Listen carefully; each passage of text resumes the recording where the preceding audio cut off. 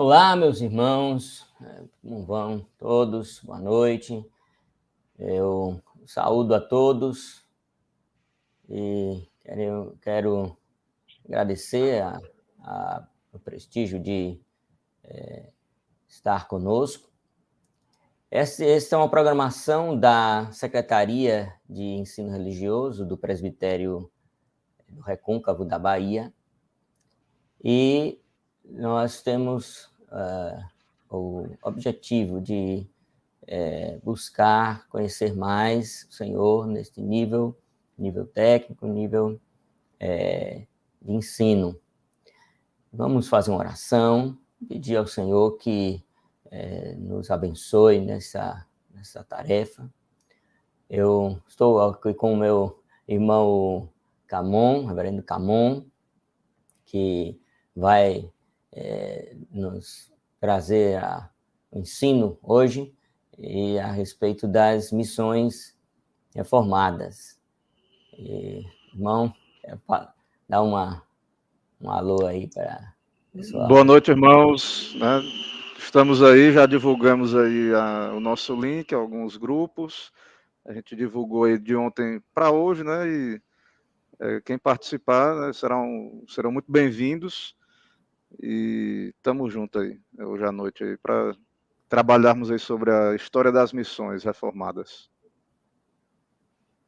Então vamos orar pedindo ao Senhor sua bênção. Bendito Deus, eterno, glorioso, Rei dos reis, Senhor dos senhores. Nós te louvamos, te exaltamos, Deus supremo, acima de tudo, que governa de forma absoluta. Senhor, nós queremos te agradecer pela oportunidade de podermos trabalhar na obra do Senhor, oportunidade de lidarmos com assuntos que são do reino do Senhor. E nós, Senhor, só podemos fazer isso em Cristo Jesus, revestidos de Cristo, porque são assuntos tão santos, nós não somos dignos disso. Nós queremos, Senhor, te pedir que o Senhor nos abençoe, porque estes assuntos são assuntos importantes para a igreja do Senhor, importantes para o crescimento do reino do Senhor. E aqui nós não estamos visando qualquer tipo de aglomeração em si, mas estamos falando, Senhor, de adoradores que o adorem em espírito e em verdade. E é por isso, Senhor, que nós recorremos ao Senhor. É por isso, Senhor, que nós buscamos conhecimento na palavra do Senhor, a história que mostrem servos do Senhor que agiram de acordo com a palavra do Senhor. E a igreja, exemplos da igreja do Senhor, que agiram de acordo com a palavra do Senhor.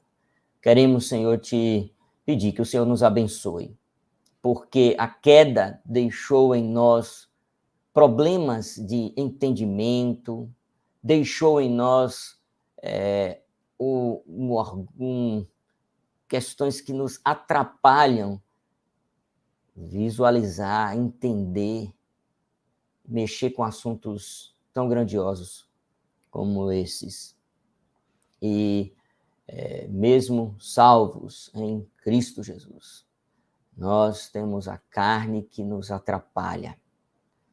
Queremos pedir que o Senhor nos transforme à imagem de Cristo Jesus, para sermos, Senhor, humildes a ponto de deixarmos ser ensinados, sermos humildes, Senhor, a ponto de desejarmos procurar os exemplos que foram bons exemplos, fizeram a vontade do Senhor na história.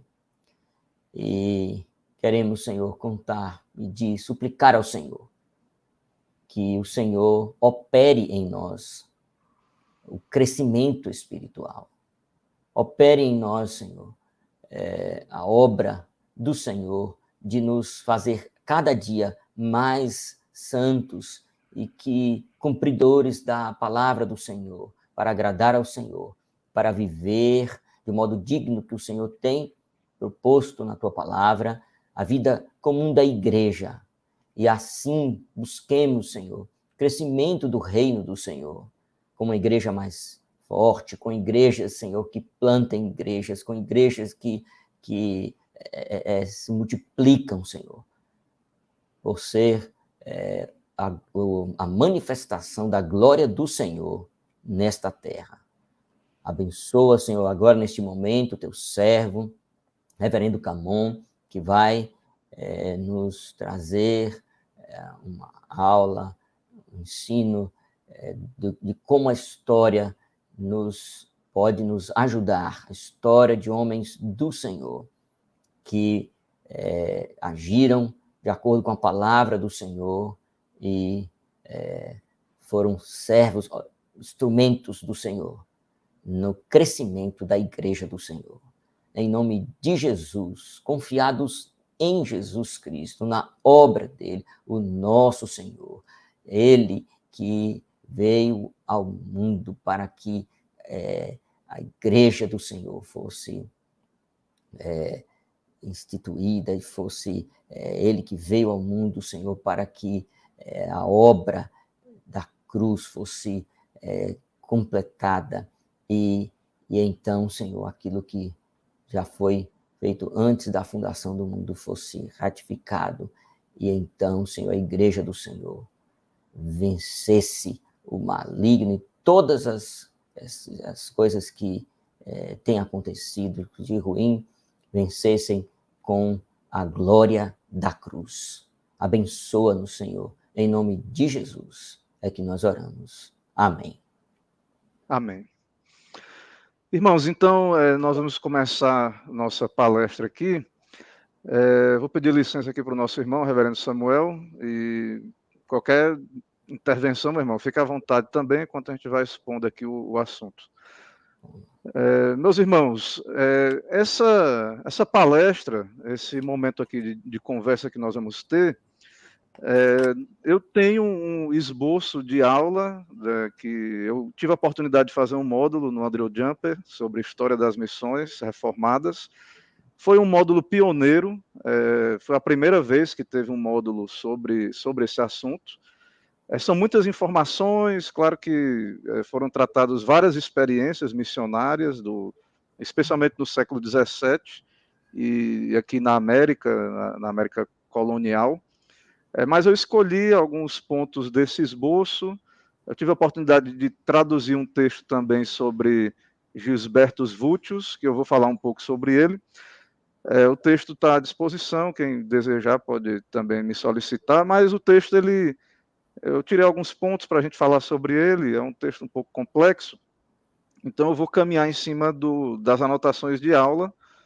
Meu professor lá foi o reverendo Chum, então eu vou interagir com esboços de aula do reverendo e também esboços dele também que ele usou para nos ensinar lá, ok? Então, a minha base aí é essa experiência de participar desse módulo e ler e interagir. Embora eu gosto muito de estudar sobre a história da presença calvinista ali no Rio, na França Antártica, também história do Brasil holandês. Eu sou um curioso, mas não é o assunto central, a gente vai falar de modo mais amplo sobre o contexto da época e sobre Gisbertus Vultius.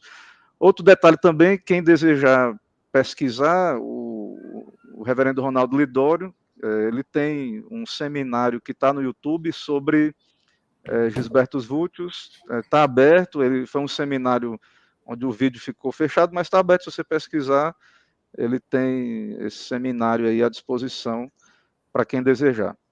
Então, nós já oramos, então eu vou começar a trabalhar aqui o esboço e Samuel, fica à vontade aí para também nos ajudar a interagir. Irmãos, nós vamos falar do século XVII.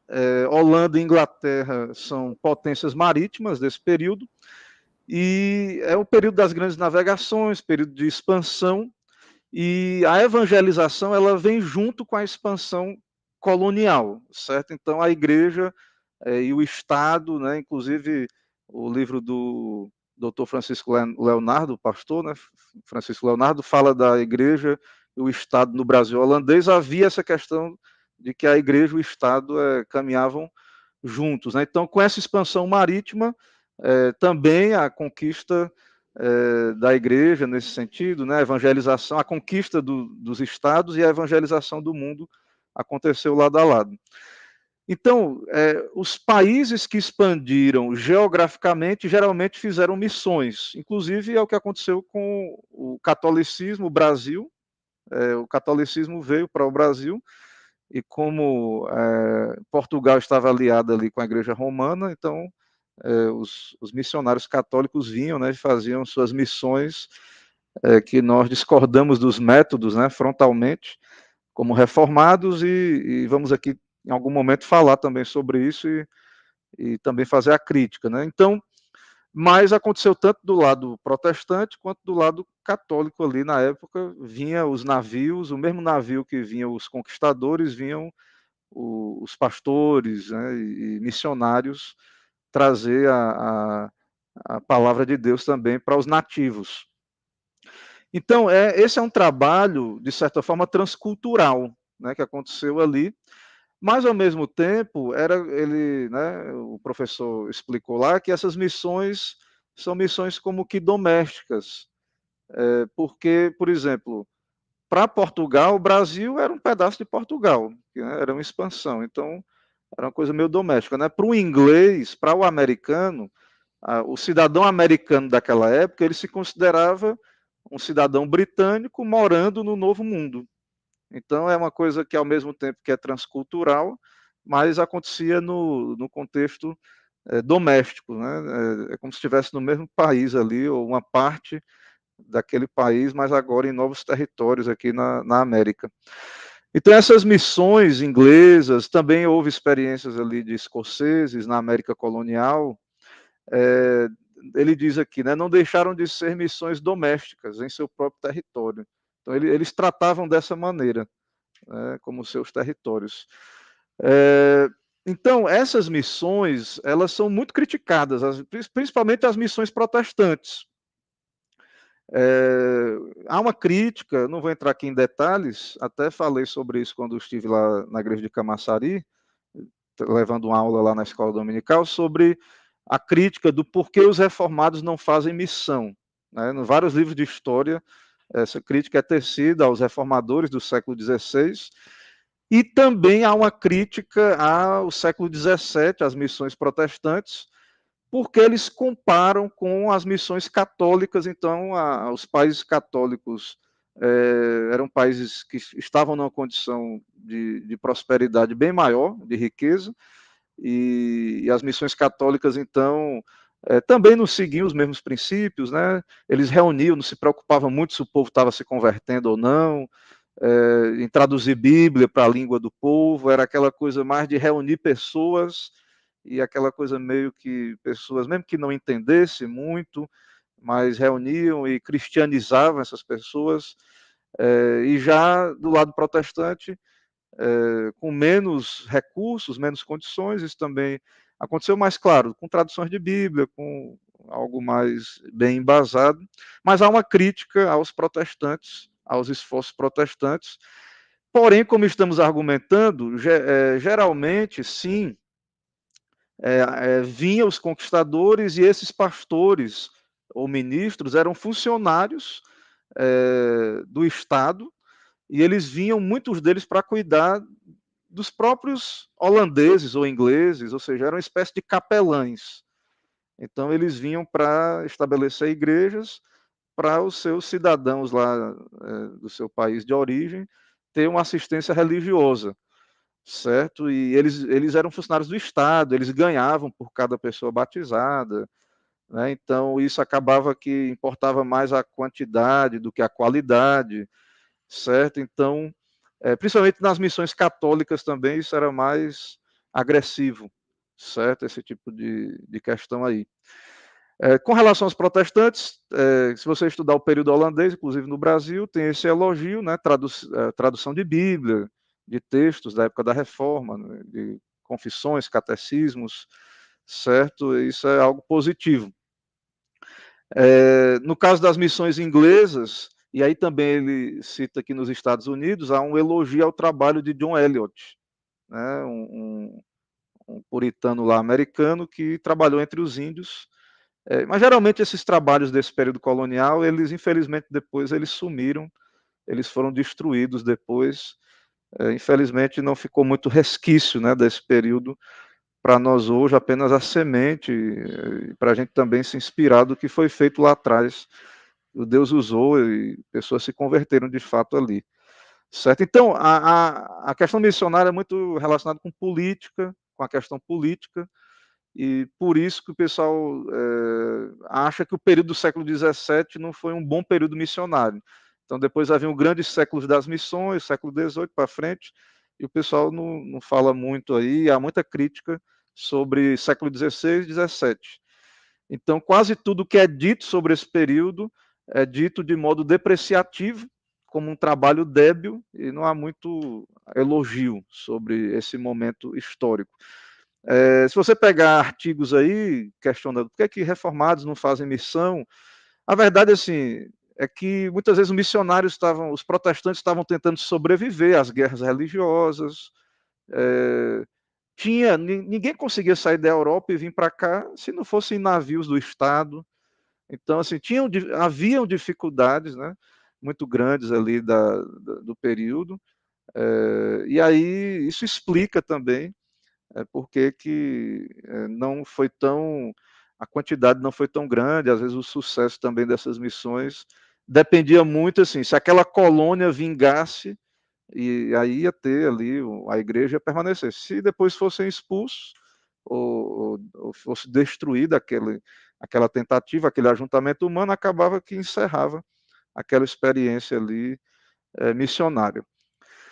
Então, mas essa crítica, ela é uma crítica assim superficial a esse período, principalmente, por exemplo, Vultius, que vamos falar, tem o caso de João Ferreira de Almeida, que foi um missionário que traduziu a nossa Bíblia. Então, todos nós aqui no Brasil, né, que usamos aí vastamente a tradução de João Ferreira de Almeida. João Ferreira foi um missionário holandês aí que traduziu a Bíblia, e então veja que grandes contribuições foram feitas, né?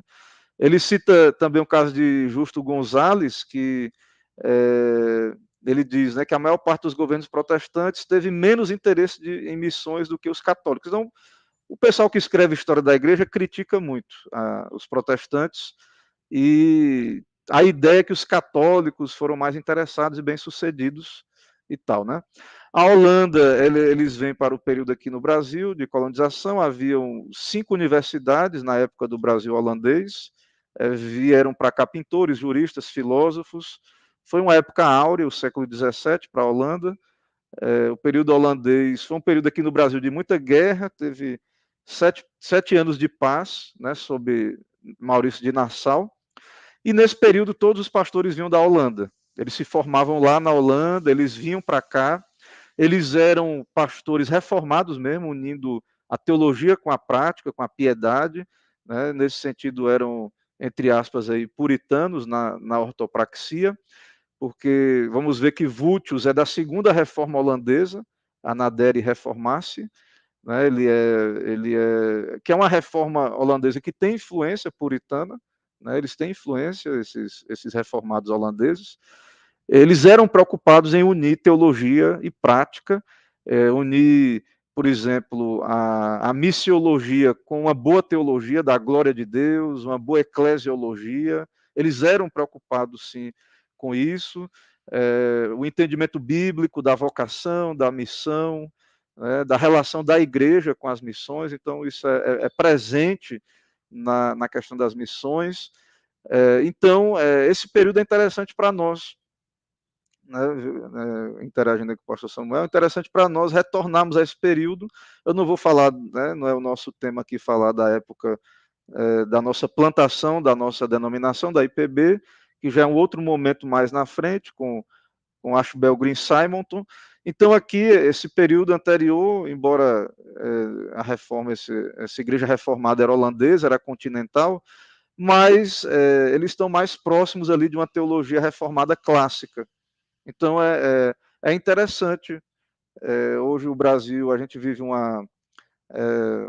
retorno às fontes reformadas e tal, então eu creio que para voltarmos a uma teologia reformada de missões, é interessante esse período, conhecermos, estudarmos as obras desse período e o que foi feito lá atrás. Certo? Então, esses pastores do período holandês aqui no Brasil, lá de 1630 em diante, né, pastores estrangeiros, haviam alemães, ingleses, franceses, até um espanhol. Para os indígenas, esses holandeses não eram um grupo de colonizadores, mas libertadores do jugo espanhol. Lembrando que, na época, o governo era espanhol, porque houve a União Ibérica e o Brasil se uniu com a Espanha, se tornou parte da Espanha, e a Holanda estava em guerra contra a Espanha.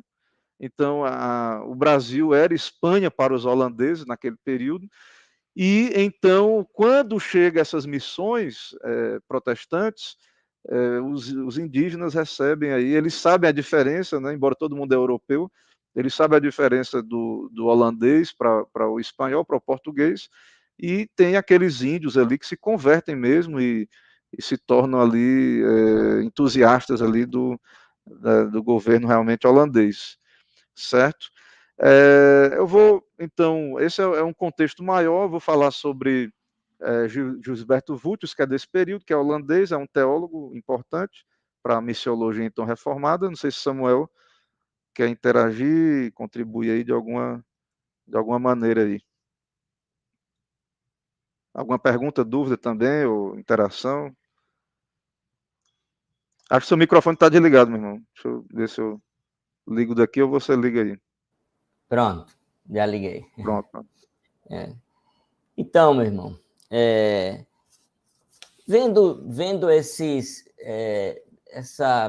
contexto, né, de missões no período colonial, nesse período, né, em que o império era quem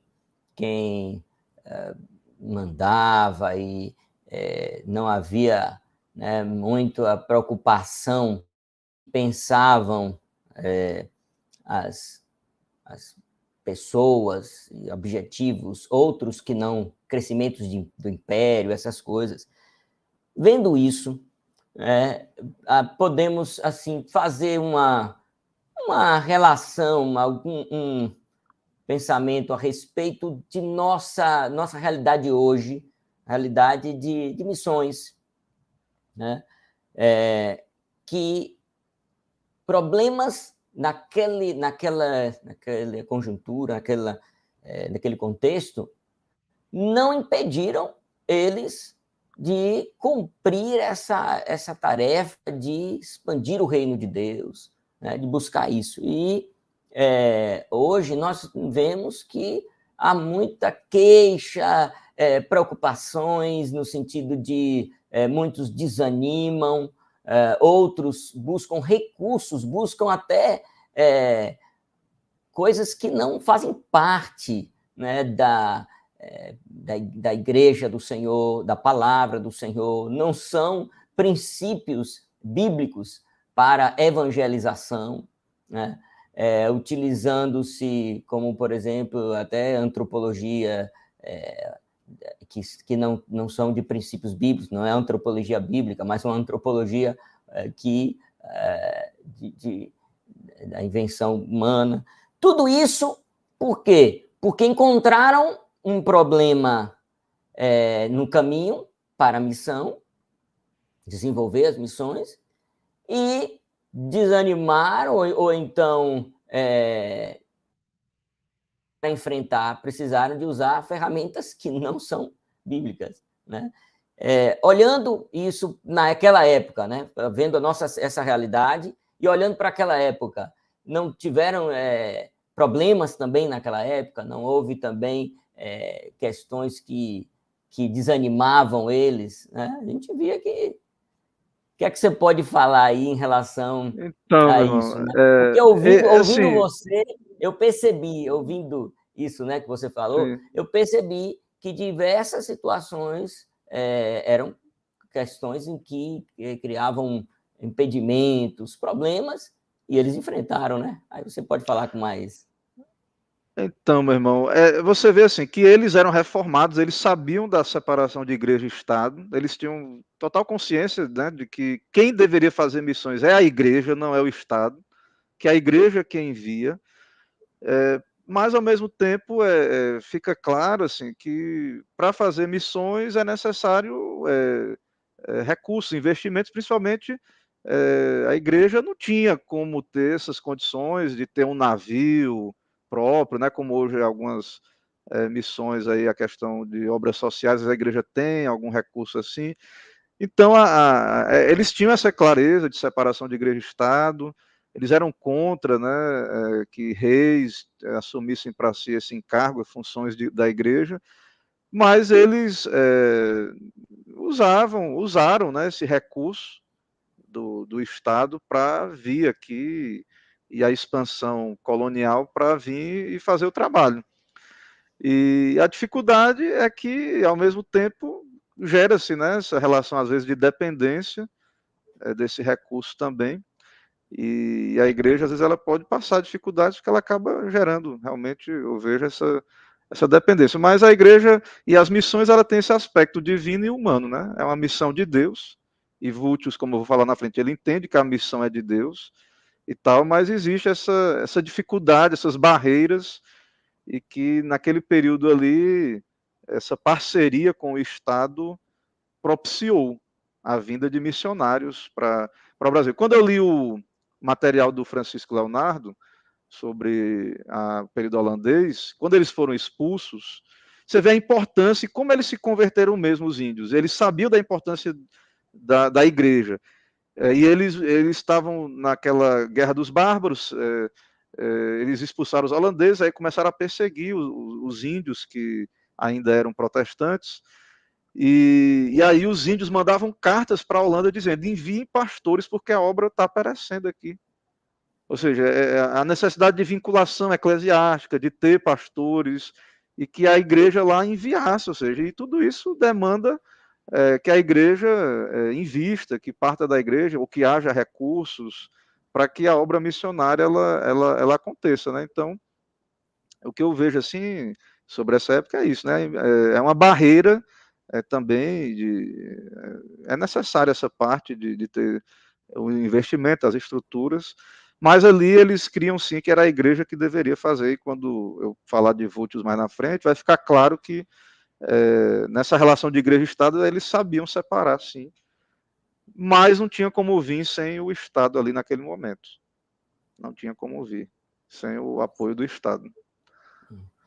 Bom, o que eu queria era isso, que você mostrasse, né? A pergunta foi essa, que existiam situações, problemas, e que, se fossem encarados de uma maneira que é grande demais e houvesse desistência, ou então um desânimo, ou de repente uma mudança, não nesse sentido de aceitar o dinheiro do Estado, porque isso aí não muda a essência, né? Nós sabemos disso, não muda a essência. Então, Mas como a gente falou, né? É claro que existe uma tensão, né? Quando você é funcionário do Estado, por mais que você tenha teologicamente essa questão de separação, é como ele diz lá, né? Tem aquela pressão estatal, querendo ou não, a gente vai viver dentro desse clima, né? Dessa realidade. Então, com certeza, tem esse problema, né? E também a problemas. igreja, ela acaba, quando ela tem assim uma instituição tão forte quanto o Estado, ela tem que ter cuidado para não ficar dependendo, a gente tem que depender de Deus, a igreja, né? Sim, Mas, sim. ao mesmo tempo, a gente vê que não tem como, não teria como tornar viável sem naquele momento ali especificamente, sem esse recurso inicial ali, esse investimento inicial, ou o grande sacrifício, né, de quem vinha também. Mas ali tinha que ter os barcos, navios que eram desse povo, né, era dos governos lá da época, dos investidores. No caso também da Holanda, tinha a Companhia das Índias Ocidentais e Orientais, né? Então, eles tinham essas companhias e tal, privadas, que investiam, né, nesses empreendimentos aí. Tá bom, tá certo. Ok? Eu vou Passar seguir prosseguir. aqui. para a segunda Sim. parte, a gente vai, né, interagindo aí. Então, irmãos, eu quero falar um pouquinho agora sobre um grande nome desse período, né, que é o Gisbertus Vultius. Ele é o grande nome desse período, certo? Ele é considerado, para você ter ideia, a importância dele, o Vultius, ele é o John Owen da igreja holandesa, certo? Veja como é pesado aí, é o John Owen da igreja holandesa. Então, assim, ele é um grande teólogo holandês. Ele é bem pastoral, ele é da segunda reforma holandesa, que une piedade, doutrina e piedade. Ele se preocupa com missões, ele é envolvido, a sua pregação, a sua apologética, ela é missionária, e ele escreveu o primeiro tratado missiológico do protestantismo, certo? Ele escrevia em latim, ele é holandês, mas as obras originais estão em latim, mas as traduções que chegam para nós hoje vêm do holandês, então veja a dificuldade aí para a gente ter acesso a essas obras, e é considerado o Vultius o pai da missiologia.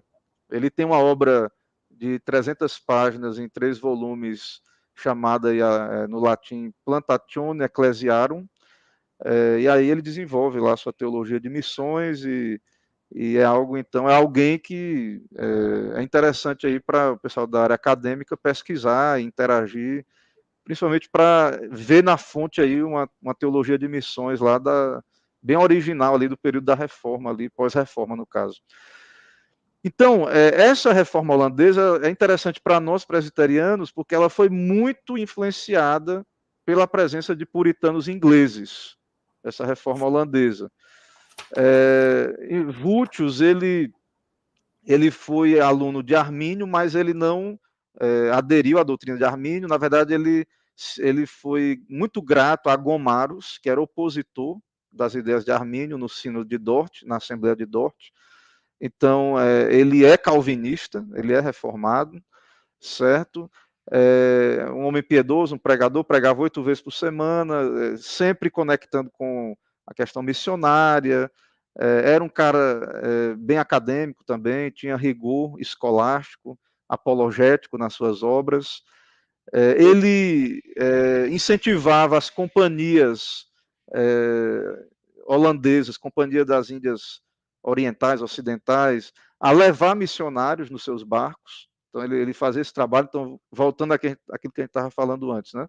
Que estava acontecendo a expansão, o empreendimento colonial. E aí a igreja ela aproveitou a oportunidade e havia um incentivo, então, de teólogos e pastores de que ali o Estado enviasse também missionários. Ele escreveu prolificamente, de forma apologética, aquela teologia enclêntica, né, de apologética mesmo. Ele tinha uma agenda cheia, mas também tinha atenção lá da caridade, evangelizar os órfãos, certo? E uma coisa interessante, uma contribuição interessante de Vultius e da teologia reformada, é não separar a missiologia da eclesiologia. Então, para ele é uma coisa que não tem muito como separar. Na teologia dele, nos escritos, é coisa que está meio misturada. Então, missiologia é um aspecto da eclesiologia, a igreja que envia, está conectada à doutrina da igreja, a missiologia. Então, isso é uma contribuição importante, já lá, né, na teologia reformada clássica, lá original, já está lá essa conexão. Então, é uma missiologia que emana da reflexão teológica, certo? A missão é de Deus, é do Deus triuno, a missão, o alvo dela é a glória de Deus.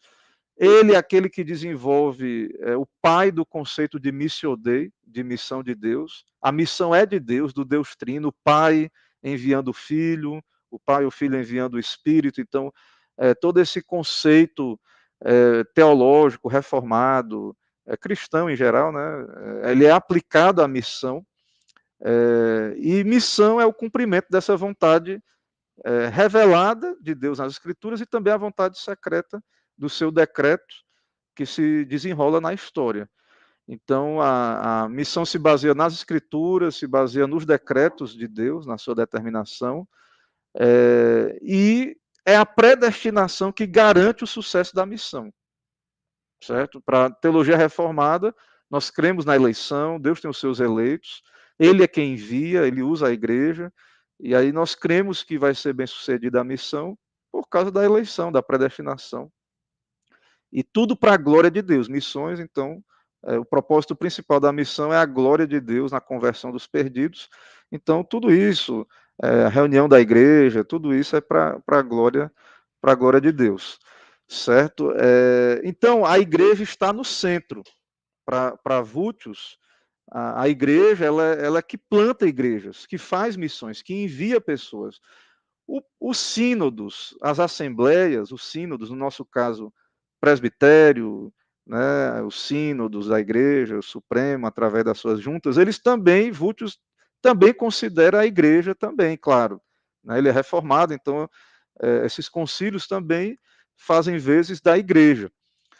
Mas não é papel do Estado, então né, não confundamos lá a ideia de que vinha junto, mas não é o papel do Estado, ou por ordem papal, ele via isso na igreja romana, ou de companhias comerciais fazer missões, é um papel da igreja. Então havia uma sociedade ali no envio, na vinda, no sentido ali de dar condições desse missionário vir, mas era a igreja que estava enviando e tudo mais. E o fruto desse trabalho seria a plantação de igrejas, que se tornariam autônomas mais na frente. Então, o propósito da evangelização, o propósito era plantar igrejas ali naquele lugar, certo? Naquele local ali. Então, recapitulando, é o primeiro teólogo protestante, ele é bem pastoral na sua teologia, embora também é um escolástico, defende a autoridade dos concílios na obra missionária, certo? Deixa eu ver aqui alguns detalhes aqui da vida dele para passar para os irmãos. Era um pastor evangelista acadêmico, um detalhe, ele acordava cedo, né, 4 horas da manhã para estudar grego, árabe e siríaco. Então era um homem de piedade, de erudição, ele juntava as duas coisas. Participante aí defendia a piedade calvinista, chamada Segunda Reforma Holandesa, certo? E vários detalhes aqui, serviu até os 87 anos, teve uma vida longa e prolífica. Que mais aqui? Então, é isso, né? A ênfase no só lhe deu glória nas missões, missão como fruto da reflexão teológica, né? Então, sim, missão conectada à teologia. Somente assembleias e sínodos podem estabelecer missões. Então, um ponto interessante para a gente pensar, então, que as missões reformadas, o Vútios lá, ele não apoiaria o que a gente chama hoje de agências para-eclesiásticas. Então, essa coisa, então, também de grupos desvinculados da igreja fazerem trabalho, ou pessoas que a gente vê, às vezes, chegam nas nossas igrejas, mas não querem trabalhar debaixo da autoridade da igreja, ou desvinculados da igreja, ou pessoas que vão ali para um lugar, e pessoas que se auto-enviam, se auto-ordenam pastores. Então, isso é estranho à fé reformada, essa ideia. Então, é sempre interessante para quem é reformado e tem essa convicção, respeitar, e isso também é importante para esse missionário estar submisso e prestar contas, relatórios, e essa igreja que está sendo plantada também, ela também tem que ser trabalhada nela a submissão, também tem que ser trabalhada a submissão à igreja, às autoridades ali, a tudo mais, isso é importante também, embora Vútios defende que a igreja, quando ela vai se organizando ali, ela vai se tornar autônoma lá na frente. Ele não defende, defende muita humildade no missionário, nos plantadores, de saber que aquela igreja no futuro, ela não fica devendo nada a ninguém, ela pode ter sua autonomia, claro, tudo baseado no ensino e na doutrina, mas ela vai chegar à maturidade e vai ter a sua autonomia futura e aí não só porque foi fruto daquele trabalho de outro país, vai ficar para sempre, vai ser tiranizado e tal. Ele tem uma visão bem de respeito, assim, e ele incentiva essa humildade das duas partes, né? Tanto de quem está plantando quanto da igreja, de respeitar a autoridade, mas também ter uma moderação aí, de uma sabedoria bíblica, de uma aplicação bíblica das questões aí. O objetivo da missão é conversão de não crentes, heréticos e divisionistas. Então ele chegava no local e o plantar a igreja, pessoas que se converteriam, e aí os reformados, eles reagiam aos católicos que juntava gente sem saber se era convertido, se tinha convicção, se não tinha convicção. Então, assim, conversão mesmo, isso era verificada a conversão. Pessoas que eram crentes, mas estavam perseguidas, ele reunia naquela igreja também era o papel do plantador, às vezes reunir pessoas que estavam dispersas ali. Conversão de não crentes, conversão de heréticos, de grupos heréticos, ou de divisionistas, e aí essas igrejas seriam organizadas e com o tempo elas ficariam autônomas das igrejas da Europa, né? Então, e isso glorifica a Deus, plantar igrejas, reunir pessoas ali verdadeiramente convertidas e pessoas que iriam se reunir ali como uma igreja local. Isso não tem como, assim, para a ideia reformada, a ideia de evangelizar sem plantar a igreja, certo? Evangelizar sem vínculo com a igreja, sem submissão à igreja. E aí tudo para a glória de Deus, né? Então, para encerrar aqui esse momento, para ver se tem alguma pergunta ou dúvida, então, Vultius defende a posição de que a verdadeira igreja, em cada nível, ou igreja local, ou presbitério, ou nacional, é que envia missionários. Esse negócio de se enviar, o indivíduo e se auto-enviar, ou grupos autônomos, isso é estranho à posição reformada. Então, ele cita a Bíblia para isso, para argumentar o comissionamento de Paulo, ali pela igreja de Antioquia. Então, há uma delegação, há uma prestação de contas. Então, ele rejeita aí a posição de que órgãos nacionais, o Estado, ou qualquer instituição que não seja a igreja, envie missionários, ou tenha o direito de enviar missionários, certo? Não é direito do Estado, isso é questão da igreja mesmo, é um poder da igreja, digamos assim, certo? Então é coisa de presbitério, de igreja, de concílios, né? de conselhos locais, de presbitérios, de sínodos e de outros concílios da igreja. Então, ele diz assim, ele vai contra a ideia de que os crentes individuais têm o direito de enviar, converter e plantar igrejas. Né? Então, a gente vê hoje no Brasil e por aí, né, essa ideia muito da pessoa sente vocação, ela não se vincula a uma igreja, ela é o leigo, e ela não se submete a ninguém, ela não presta conta a ninguém, aquele trabalho também está totalmente desvinculado, certo? Então, a teologia reformada, por isso que ela não trabalha tanto dessa maneira aí, certo? Então, por mais que haja um zelo, um interesse dessas pessoas de fazer o trabalho dessa maneira, eles não têm a base bíblica legal, certo? De acordo com as escrituras, de acordo com Romanos 10, né, 15, como pregarão se não forem enviados, né? Paulo vai dizer, como ouvirão se não há quem pregue, como pregarão se não forem enviados. Então há uma necessidade de uma ordem aí nessas coisas, certo? E ele cita também Hebreus 5:4. Ele cita também, deixa eu abrir aqui para a gente ver, certo? Hebreus também 5:4, vou lendo aqui, mas já está abrindo aqui. Deixa eu abrir aqui o programa aqui para a gente ver a referência que ele citou lá.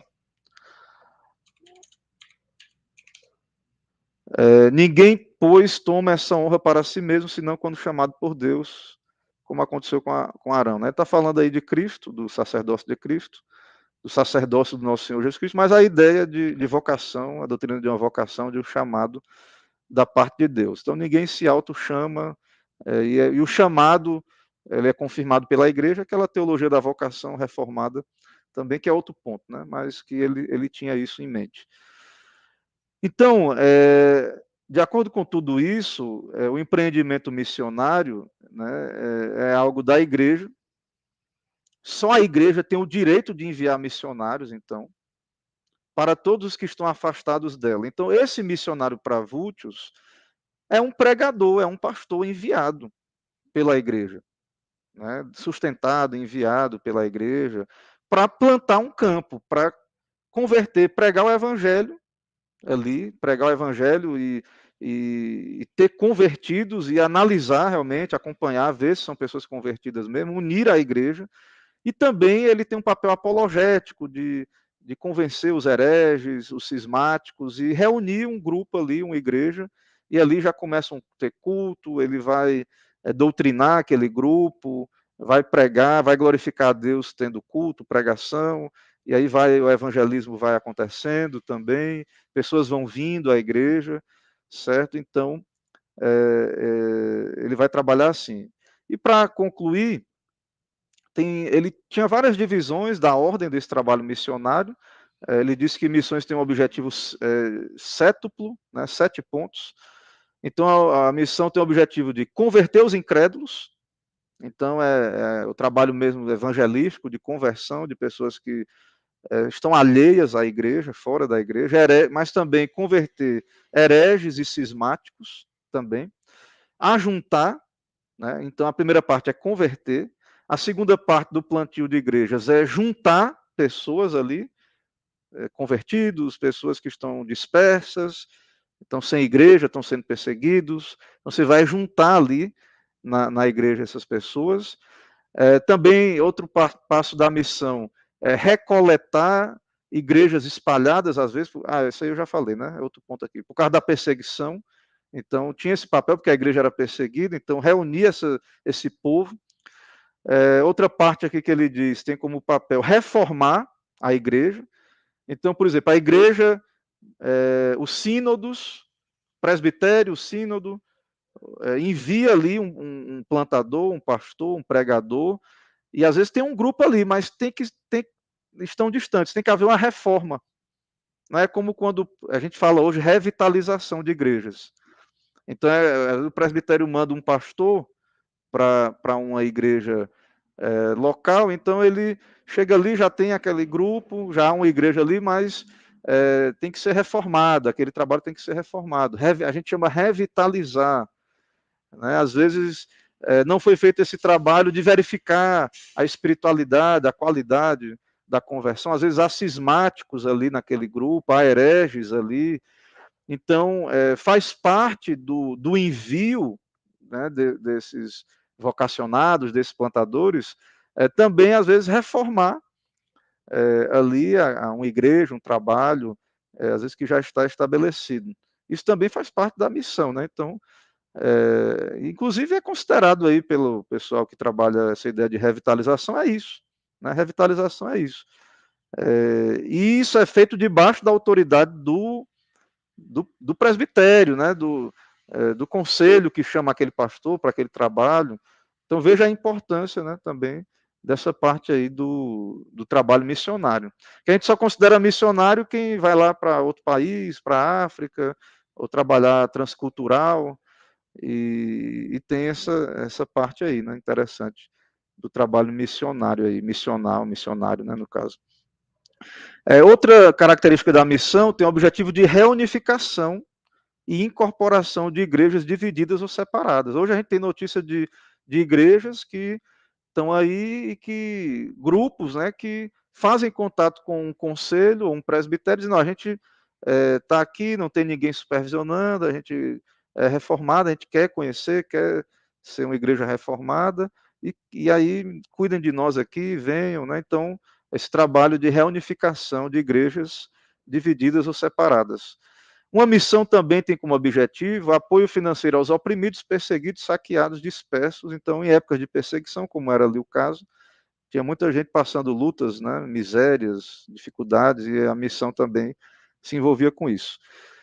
Também a missão tem o objetivo de persuadir príncipes e magistrados para libertar os seus súditos, ou para pelo menos aliviar dificuldades e encargos ou obstáculos que impedem o alcance da igreja ser propagada. Então, às vezes você vê que os reformadores tinham muito esse trabalho, né, de conseguir pelo menos apoio, a paz para trabalhar diante das autoridades, dos magistrados civis, Calvino escreveu ao rei Francisco II, né? Lutero escrevia aos magistrados, ou seja, um trabalho social de interagir com a sociedade, com os poderes públicos aí para poder a igreja poder trabalhar em paz e fazer o seu trabalho e ser edificada, né?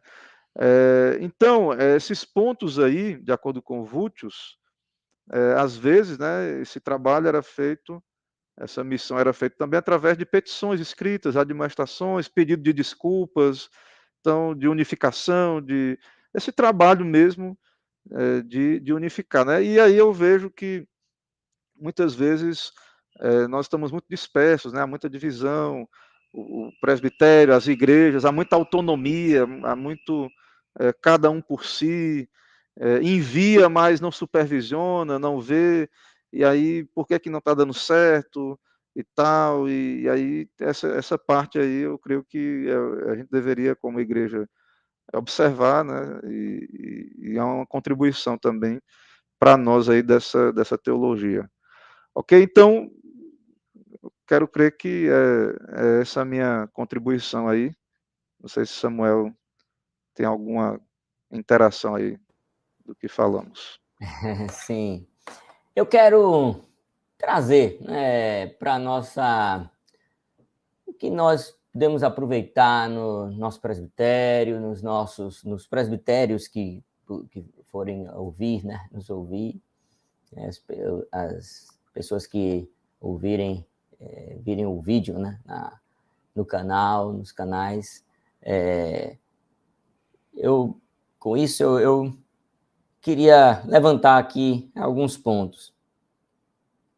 Primeiro é que, diante dessa situação, dessa realidade, né, o que é a missão para um reformado, uma missão para alguém que entende como a palavra de Deus de fato entende missões. Primeiro,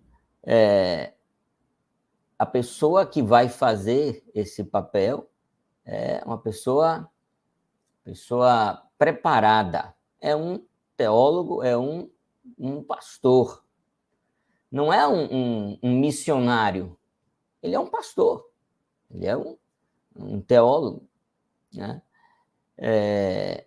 Então, para nós, o que é que tem a ver conosco isso? Né? Nós precisamos ajudar como pastores, como representantes nos presbitérios, nós precisamos ajudar, plantar igrejas e ajudar seminaristas, pessoas que estão, desafiar pessoas para os seminários. Né? Nós precisamos de pastores para pregar, para plantar igrejas.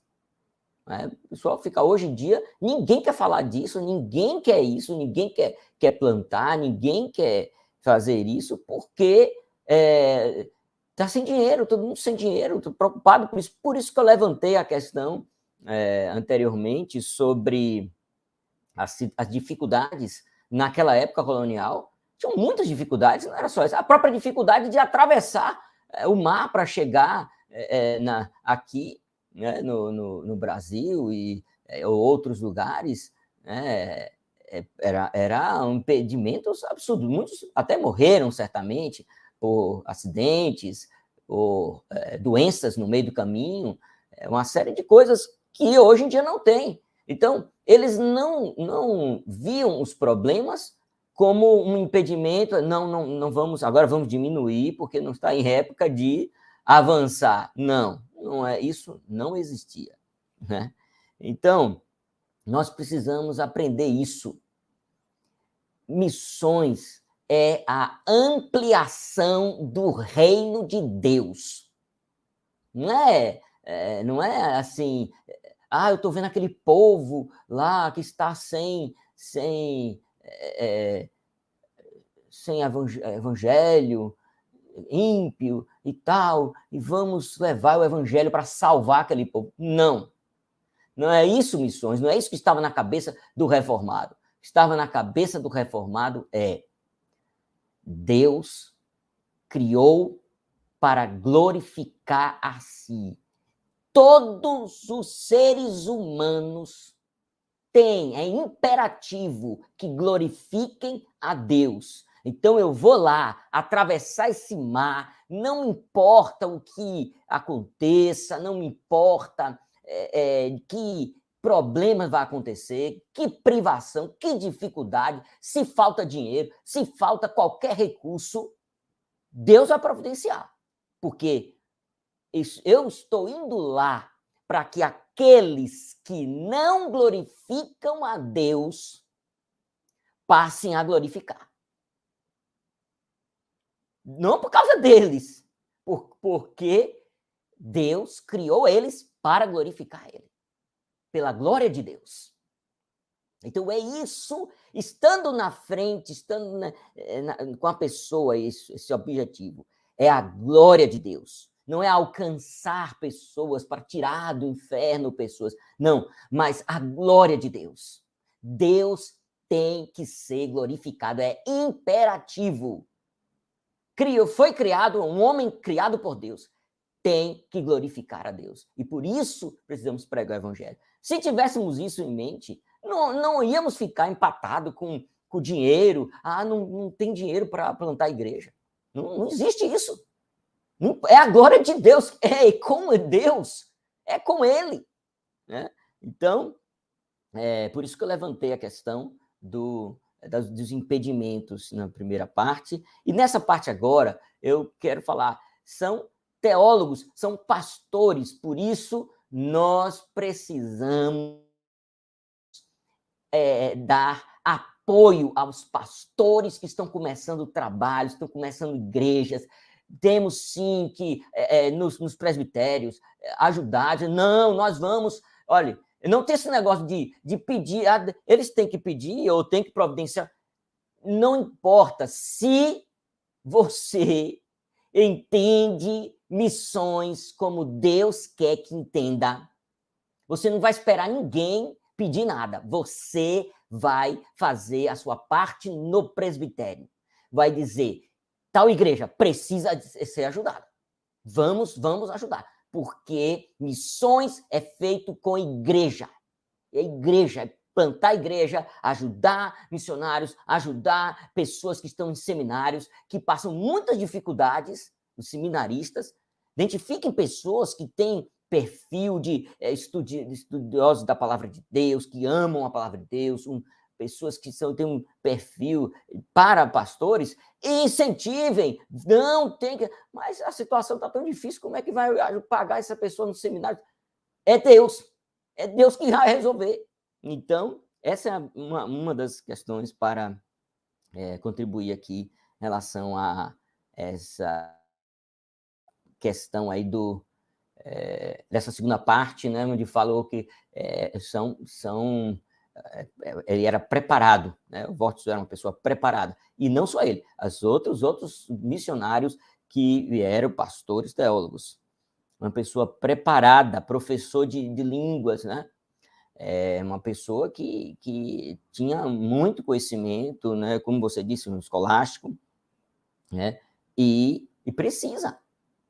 Manda uma pessoa que é preparada em ter uma fala boa, mas não tem conhecimento de línguas, não tem conhecimento não é um pastor, um teólogo, né? É um técnico, uma pessoa que se preparou de uma maneira mais resumida, né? Que não tem conhecimento para fazer uma tradução, para fazer uma investigação em tradução, essas coisas. Então, a pessoa vai despreparada. A pessoa não vai entender, conhecer o texto como deveria conhecer, né? Então, é preciso ser uma pessoa preparada, um teólogo, um pastor, para ser o que vai evangelizar, plantar igrejas, né? Uma outra coisa, ele era preparado em apologética. Apologética é algo... muito importante. Nós temos que nos envolver com isso, porque na apologética nós vamos mostrar para as pessoas que não tem outra escolha. É imprescindível ser um crente para glorificar a Deus. Caso contrário, a vida não tem gosto, não tem nada. A apologética vai mostrar isso, que a visão que o homem deve ter vai mostrar que ele vive numa situação que é terrível, é insalubre, não presta. A apologética faz isso. Né? Ela tem a capacidade, com ela você mostra claramente que o cara está errado, que a pessoa está errada. Né? Claro, o papel, não estou tirando o papel do Espírito Santo e nada, mas você tem informações, você tem maneiras de transmitir as verdades bíblicas de que uma pessoa que não é preparada na apologética não tem condições. Né? Uma outra coisa também aqui que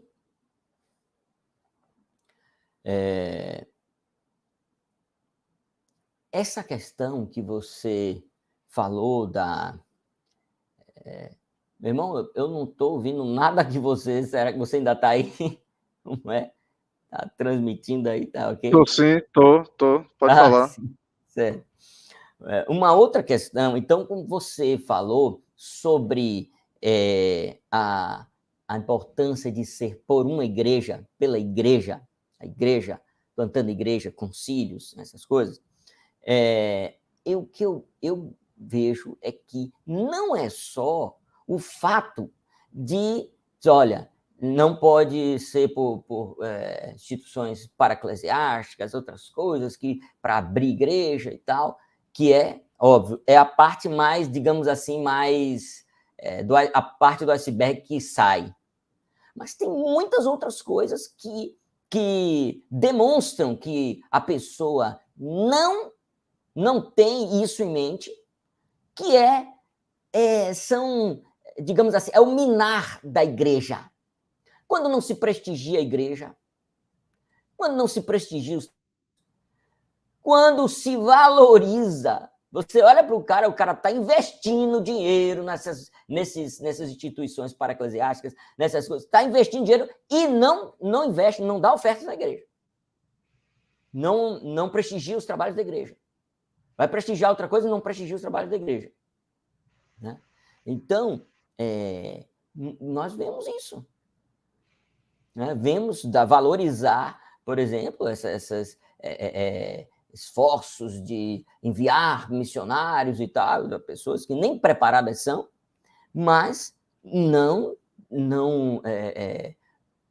tem uma palavra num presbitério, num conselho, para dizer, nós precisamos desafiar pessoas jovens para ir para o seminário e vamos plantar uma igreja. Né? Nós não vemos isso.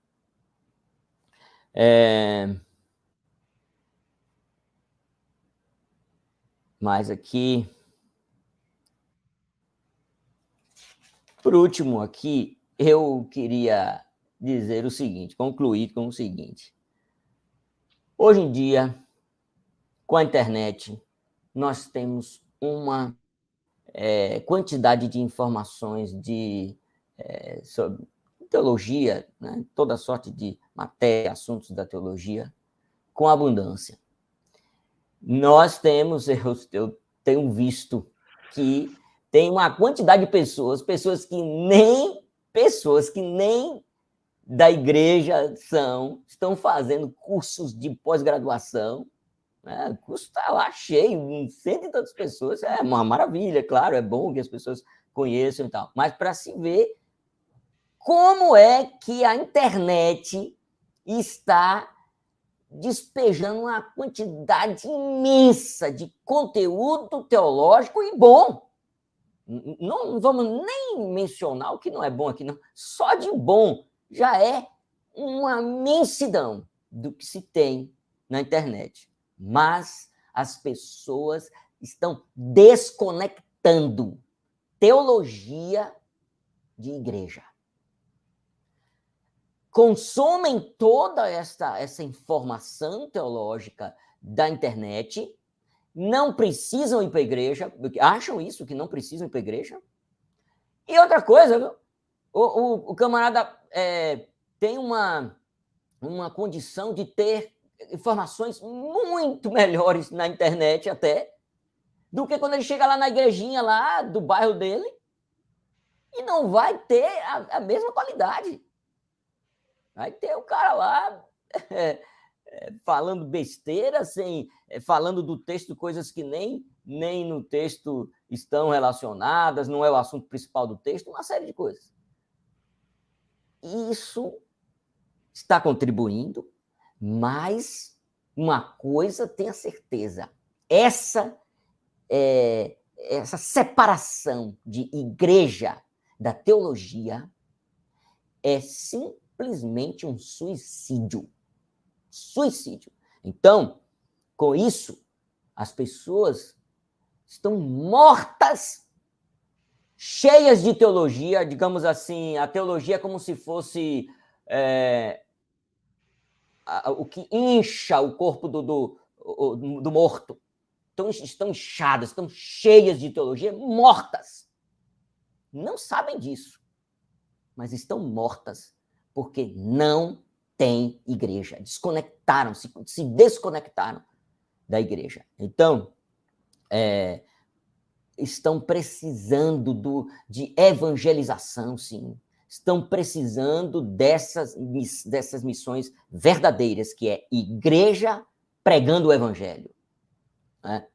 E como o galho que é quebrado da árvore, né, que fala no evangelho, é Cristo, vai morrer. Fora dela, vai morrer. É como isso. Uma pessoa cheia de teologia, fora da árvore, vai morrer. Né? E então, hoje nós estamos precisando, mais do que nunca, estamos precisando muito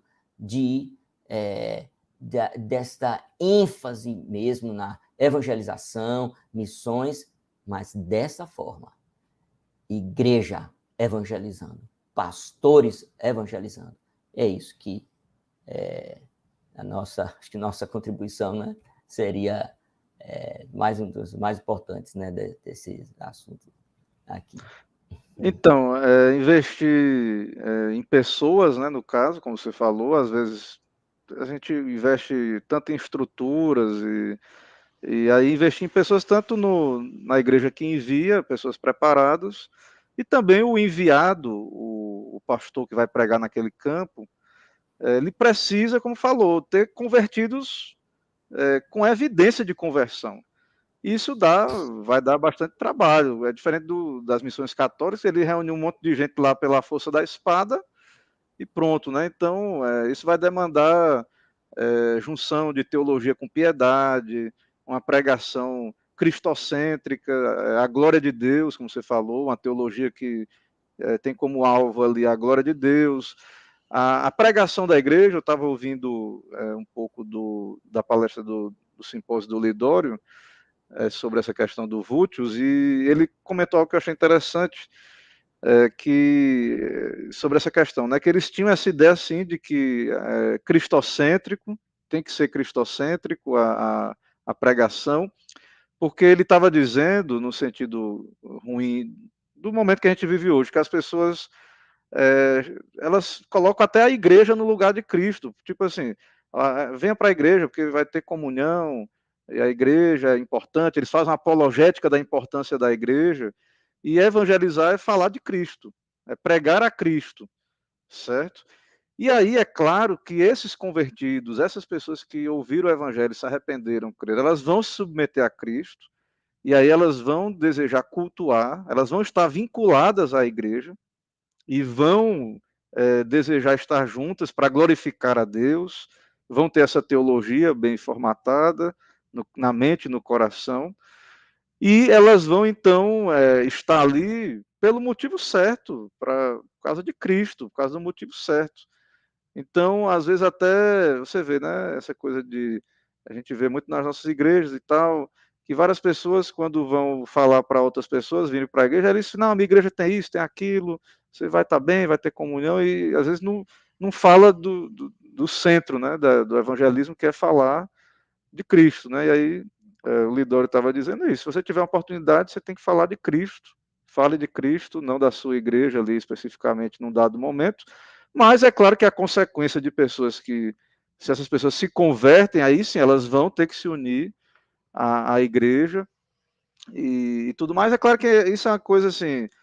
Eu sei que é uma coisa mais de ordem, né? Mas é claro que a gente também vai defender a apologética reformada, tem lugar de falar da eclesiologia, mas ele está falando diretamente na questão do porquê que essas pessoas vão vir, né, para a igreja especificamente. Porque o que a gente vê é isso, não, às vezes não foi feito um trabalho pastoral, doutrinário, e muita gente veio para a igreja por outros motivos, sem evidências de conversão, estão às vezes na igreja ali, e isso é um problema muito grande, e aí às vezes tem aquele grupo ali, às vezes aí vai uma revitalização, um trabalho de reforma, e é uma dificuldade muito grande, porque o pessoal pressupõe ali que tem uma igreja de Cristo, mas tem outras coisas no centro, e não a glória de Deus, não Cristo reinando, e é um problema muito grande que a gente enfrenta aí, e por falta, sim, eu creio, de uma teologia reformada também das missões, unida às outras partes aí da nossa teologia. Entendeu? Então é por aí mesmo. E aí, assim, concordando com o irmão sobre a questão de apoiar, né, nossas igrejas eles estão passando aperto, dificuldade, mas a gente tem que investir em pessoas. Né? Sim, eu creio que a gente tem que investir. E aí a igreja, o presbitério, tem que ter essa responsabilidade, sim, condições e a gente orar para as coisas melhorarem, a gente ter todas as condições de abrir trabalhos, igrejas do nosso presbitério, plantar a igreja. Então, essa ideia assim, de evangelizar, primeiro, aí sim, voltando com o que eu disse antes, né? Primeiro é falar de Cristo, não porque a igreja tem isso para lhe oferecer e tal, mas não tem que também, como desconectar o evangelismo da plantação de igreja. Então, ao mesmo tempo que você fala de Cristo, essas pessoas têm que vir por causa de Cristo, mas elas vão se reunir à igreja.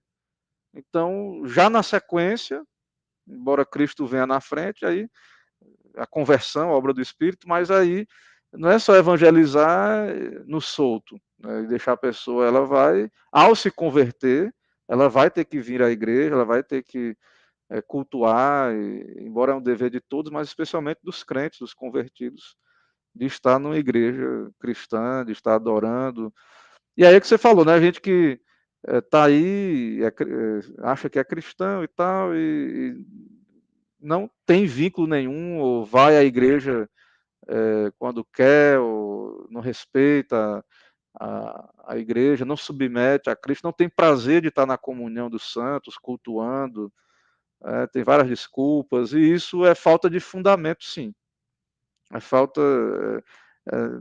Nessas pessoas, quando vieram, quando esse trabalho foi plantado, houve uma dificuldade lá atrás. E às vezes também há uma dificuldade quando se quer reformar, né, ou revitalizar, qualquer nome que queira se dar para esse trabalho posterior. Né? Então, claro que é muito melhor se o plantador ele já fizer já enviar um pastor, como você falou, que é o ideal reformado é esse. Seja alguém preparado, sério, porque vai dar trabalho, entendendo a dificuldade da questão, que o Vultius também defende isso, que é o primeiro passo ali, então reunir esse pessoal, mas assim, já do começo tinha 5 pessoas, já tinha culto, doutrinando na sequência, fazendo o trabalho, lançando o fundamento, pessoas que estão ali com base, com fundamento, com convicção, realmente. Então, nossas igrejas estão muito distantes desse padrão, né, da reforma aí, em várias áreas, e também nessa aí das missões a gente está muito distante. A gente precisa parar para reavaliar, tanto a nível local, quanto quando a gente vai expandir. Então, a gente precisa pensar nisso. Eu vejo que outras denominações, até não reformadas, conseguem, já começa um ponto ali, embora eles usam muito o leigo, né? E aí a gente não trabalha assim, mas de expandir, de ter pessoas para a igreja enviar pessoas preparadas para fazer esse trabalho, isso é importantíssimo, né? E aí, claro, com o apoio da igreja em geral e dos irmãos convidando. Então, esse crente convicto, esse crente convertido, ele vai ter prazer de estar no culto, ele vai ter prazer na comunhão, ele vai sustentar o trabalho, incentivar, vai chamar outros, vai abrir portas para que o evangelho seja pregado na sociedade, nas vocações que cada um tem. E assim a igreja reformada ela avança, né? Então a gente tem sofrido muito, há um desconhecimento e a falta de aplicação de um princípio reformado nas missões, e a gente tem que orar, né, e pedir a Deus que nos ajude a voltar a esse caminho. Tá bom, irmão. Então, vamos encerrar. Eu quero agradecer a todos que participaram aí. Também eu fiquei de falar do nossa programação, né? Fiz contato com algumas pessoas, a programação da Secretaria de Ensino Religioso, né? Fiz uma programação de algumas aulas. O objetivo é trazer pessoas que tenham tido um curso de nível, desse tipo de nível de pós-graduação, para instruir, né, com um certo conhecimento. Então, nós temos aqui alguns nomes muito bons, né, e quero passar aqui, transmitir para despertar aí o interesse, né, em nos acompanhar nos próximos eventos aí da Secretaria. Temos aqui um presbítero, Marcelo Bulamarque, um presbítero da Igreja Presbiteriana do Jockey, lá em Teresina. Ele é um neurologista muito bom, assim, um conhecimento muito bom. É uma pessoa que exerce um cargo muito importante no hospital lá em Teresina, e ele tem tido tem sido usado por Deus para ajudar os pastores quanto a noções básicas de neurologia e psiquiatria no aconselhamento pastoral. Tem sido muito bom. Na época que eu fiz o seminário, eu tive, assim, ele deu aula, eu não consegui pegar essa aula porque na minha vez, né, quando eu estava, ele não pôde, alguma coisa aconteceu, mas ele tem feito isso, tem dado aulas lá no seminário, agora está participando da pós-graduação do seminário, com estas aulas de noções básicas de neurologia e psiquiatria no aconselhamento pastoral. Muito bom, é muito bom mesmo. Irmão precioso que tem de Deus assim a capacidade para ajudar a igreja muito com esses assuntos. Nós também estamos tendo a oportunidade de Deus de ser abençoados com o nosso irmão, o professor, pastor reverendo Jefté Alves, que foi meu professor lá no seminário de Teresina, e o ano passado ele também teve no evento da secretaria, né, da nossa secretaria, participando em uma aula, e esse ano também vai nos dar a aula, e essa aula desse ano vai ser a metrificação dos salmos, uma divisão clausal nos poéticos. Maravilha, maravilhoso mesmo. Também, né, fiz contato e estou aguardando desses ainda a data, mas já está confirmado para mim. Também o pastor Tiago Bahia, que tem sido grandemente usado por Deus com pregações maravilhosas na área de teologia bíblica. É maravilhoso, fantástico mesmo ouvi-lo, e Deus tem usado grandemente. Também o diretor do seminário lá de Teresina, nosso amado irmão Alex, do STNE lá. Ele tem uma... ele tem feito cursos na área de aconselhamento bíblico e ele vai nos dar aulas sobre aconselhamento bíblico. Vai ter até uma oportunidade dele falar sobre o curso de pós-graduação que ele está oferecendo lá no seminário, viu, de Teresina. E eu estou tentando, orem para Deus nos ajudar, estou tentando fazer contato com o pastor Maeli, irmão amado. Quero ver se ele nos dá uma aula de código de disciplina da IPB. Mas eu fiz esse módulo com ele lá e foi maravilhoso. Na época, eu fiquei sonhando em quando tivesse um presbitério, eu iria proporcionar essa oportunidade que o reverendo Maeli possa nos dar. Aí vai ser mais de uma aula, certamente, porque é algo assim que nós precisamos muito para ter nos nossos presbitérios, até como um manual de como mexer no código de disciplina, como aplicar o código de disciplina em diversas situações. Foi muito bom, fantástico mesmo a aula que tivemos lá sobre isso. Orem, peça a Deus que Deus nos abençoe, que essa programação, que Deus nos ajude a cumprir cada uma. Foi a primeira aula hoje, e que Deus nos abençoe. Né? Irmão, tá bom, volta aí. Meu irmão, se eu soubesse que era esse monte de gente boa aí, eu não sei se eu tinha vindo, não. Oh, gente, foi muito bom. Oh, foi muito bom, viu, meu irmão? Só Meu irmão, fera aí. você também. Olha, eu quero pedir que você faça uma oração para finalizar, viu, nosso evento. Que Deus abençoou e que sirva, né, para o crescimento da sua obra, as pessoas serem informadas de algo tão importante. Né? Amém. Vamos orar, né? E só para dizer que é um pontapé, né, para meditação aí, o pessoal ser incentivado a pesquisa, né, ou algo nesse tipo. Então, espero que tenha sido útil. Vamos orar.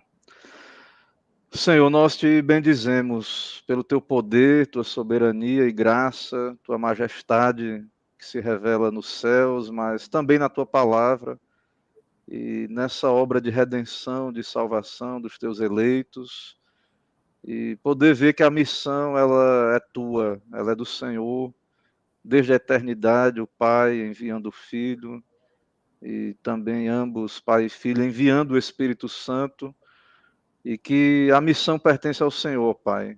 E o Senhor confiou à tua igreja essa tarefa. É o Senhor quem capacita, que sustenta.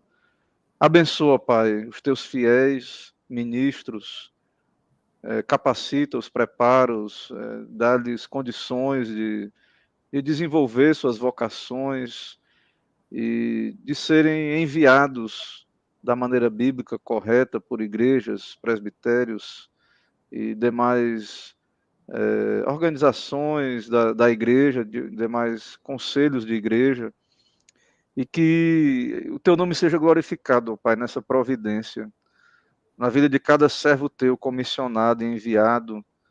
Vivemos numa época que não respeita a autoridade dos concílios, autoridades em geral, que não entende a importância da igreja e dessa tarefa sendo feita da maneira bíblica, da maneira corretamente orientada pelo Senhor.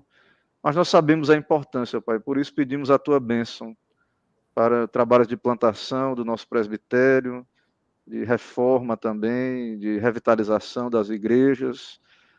Sabemos que é algo que é necessário, Pai, para a nossa época, plantar mais igrejas. Abençoa o reverendo Samuel ali em Lauro de Freitas, abençoa o reverendo Ademir ali em São Sebastião, e cada pastor que tem pregado o teu evangelho Que o Senhor os sustente, ó Deus, cada um deles, e que teu nome seja glorificado, ó Deus, na instrumentalidade dos teus servos. Também, ó Deus, os pastores que são designados, enviados pelo Senhor, eleitos pelas igrejas, através da supervisão dos conselhos. Também abençoa o seu trabalho, ó Deus. Fortalece as igrejas, que elas venham também plantar outras igrejas, apoiar o trabalho missionário, e que possamos valorizar a obra missionária feita com zelo, com temor do Senhor, de maneira correta, adequada. E abençoa a igreja também na participação, ó Pai, dessa obra, orando, contribuindo, apoiando, entendendo a autoridade da igreja nessa matéria, submetendo-se também, apoiando, abrindo portas, indicando as pessoas, chamando a igreja, cultuando, glorificando ao Senhor em participar do culto, da adoração, e saber que o fim principal é a glória do Senhor em todas as coisas, o fim principal das nossas vidas, da igreja, e que o Senhor é glorificado, ó Deus, em todas as coisas, e também, claro, na conversão de almas, mas que também quando elas não se convertem, o Senhor também é glorificado, ó Pai, onde há adoração genuína ao teu santo nome. Assim venha o teu reino, ó Deus, na nossa região, no nosso presbitério, na nossa denominação, sustenta a nossa igreja fiel à tua palavra, aos nossos documentos, e nos ajuda a vencer toda dificuldade, para que possamos cumprir a missão. E levanta, ó Deus, recursos, pessoas que apoiem o teu trabalho. É o que oramos a ti, pedimos e agradecemos, no nome de Jesus, nosso Senhor e Salvador. Amém. Amém. Amém. Então, Então é isso, meu podemos irmão. encerrar. É isso. Boa noite a todos aí Boa e até a noite. próxima oportunidade.